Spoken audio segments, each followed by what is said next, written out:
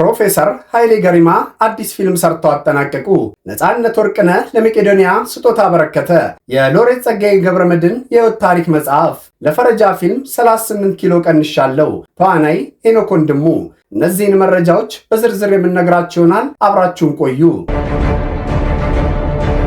ሰላም ጤና ይስጥልን። በሉድ መልቲሚዲያ የሚቀርብላችሁ የመዝናኛ ዜናዎቻችን አሁን መቅረብ ይጀምራሉ። የነፃነት ወርቅነህ ስጦታ ለመቄዶንያ። ተወዳጁ የኪነ ጥበብ ባለሙያ ነፃነት ወርቅነህ ለመቄዶንያ አረጋውያንና የአእምሮ ህሙማን መርጃ ማዕከል የገቢ ማሰባሰቢያ ላይ ተገኝቶ ገቢ እያሰባሰበ ይገኛል። በዚሁ ፕሮግራም ላይ ለማዕከሉ ድጋፍ ይሆን ዘንድ 100 ሺህ ብር ድጋፍ አድርጓል። ያስጀመረን ያስጨርሰናል።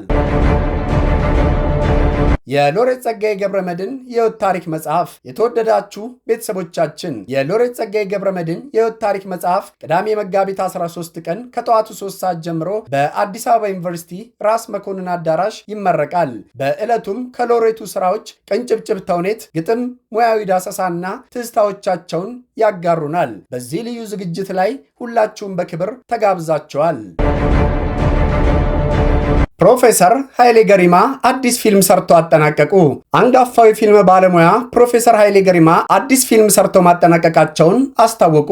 ይህ አዲሱ ፊልማቸው ጥቁር አንበሳ፣ የሮማ ተኩላ፣ ብላክ ላየንስ፣ ሮማን ወልቭስ የተሰኘ ርዕስ ያለው ሲሆን በሁለተኛው የኢትዮጵያና የጣሊያን ጦርነት ላይ የሚያተኩር ነው። ፊልሙ የዶክመንተሪ ቅርጽ የያዘ መሆኑ ተገልጿል። ፊልሙ 5 ክፍሎች ያሉትና በአጠቃላይ ከ10 ሰዓታት በላይ ርዝመት ያለው በሚል የተዘጋጀ ነው። ኃይሌ ገሪማ ይህንን ፊልም ለማዘጋጀት ከ20 ዓመታት በላይ እንደፈጀባቸው የተናገሩ ሲሆን በፊልሙም የኢምፔሪያል ላይ የተገኘውን ታሪካዊ ድል በአፍሪካዊ እይታ ማቅረባቸውን አስታውቀዋል። በፊልሙ ውስጥ የጣሊያን፣ የአሜሪካ፣ የእንግሊዝ፣ የሩሲያ፣ የፈረንሳይና የጀርመን አማካኝነት በወቅቱ የተቀረጹ በርካታ ታሪካዊ ቪዲዮዎችንም ማካተታቸውን የገለጹት ፕሮፌሰር ኃይሌ እንዲሁም በዚያ ጦርነት ላይ የተሳተፉ አርበኞችን ቃለምልልስ በፊልሙ አካል ማድረጋቸውን አስረድተዋል። ከ20 ዓመታት በላይ የፈጀው ይህ ፊልምም ቢጠናቀቅም ለእይታ ለማብቃት የሚያስፈልጉ ወጪዎችን ለመሸፈን የሚያስችል የትብብር ጥሪ አቅርበዋል። የ71 ዓመቱ ፕሮፌሰር ኃይሌ በዋሽንግተን ዲሲ የሚገኘው ሃዋርድ ዩኒቨርሲቲ የፊልም ፕሮፌሰር ሲሆኑ ከዚህ ቀደም በሰራቸው ፊልሞች ከፍተኛ እውቅናና ሽልማትን ያገኙ ናቸው። በዚህ ፊልም ላይም አርቲስት አስቻለው ፈጠነ የማጀቢያ ሙዚቃውን እንደሰራላቸው ለመረዳት ችለናል። የአድዋ ጦርነት ድል በስፋት የሚያሳየው ይህ ፊልም ለእይታ ለማቅረብ እንዲቻል የትብብር ጥያቄ የቀረበው በፖዘቲቭ ፕሮዳክሽንስ በተሰኘው ድረገጽ አማካኝነት ሲሆን የሚያስፈልገውም $80,000 መሆኑን ከድረገጹ ተመልክተናል። ለፈረጃ ፊልም 38 ኪሎ ቀንሻለሁ። ተዋናይ ሄኖክ ወንድሙ።